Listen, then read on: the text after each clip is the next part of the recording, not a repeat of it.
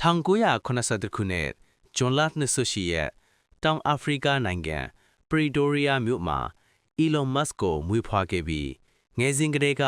စာဖတ်ဝါသနာပါတဲ့ကလေးတစ်ယောက်ဖြစ်ပါတယ်။ သူဟာပေးဘယ်ရဲ့အစောပိုင်းဖန်တီးသူတူဖြစ်ပြီးအဲ့ဒီကုမ္ပဏီကို eBay စီရောင်းချလိုက်တဲ့အခါသူဟာတန်းကြွယ်တည်းဖြစ်လာခဲ့ပါတယ်။2008ခုနှစ်ဟာသူ့အတွက်အဆိုးဆုံးနှစ်တစ်ခုဖြစ်ပါတယ်။ SpaceX ကလွှတ်တင်တဲ့ဒုံးပျံ3စီးလုံးပြတ်ကျခဲ့ပြီး Tesla ကလည်းဒေဝါလီခံရမယ့်အခြေအနေဖြစ်ခဲ့ပါတယ်။သူ့ရဲ့ကိုယ်ပိုင်ပိုက်ဆံတွေအကုန်ပြီးတငယ်ချင်းတွေစီကပိုက်ဆံချီးပြီးဝန်တန်းတွေကိုလာစာပေးခဲ့ရတဲ့အထိခက်ခဲခဲ့ပူပါနဲ့။ဒါပေမဲ့နောက်ထပ်ကြိုးစားမှုမှာဒုံးပျံပြုလုပ်မှုအောင်မြင်သွားပြီးအခြေအနေအလုံးပြောင်းလဲသွားပါတယ်။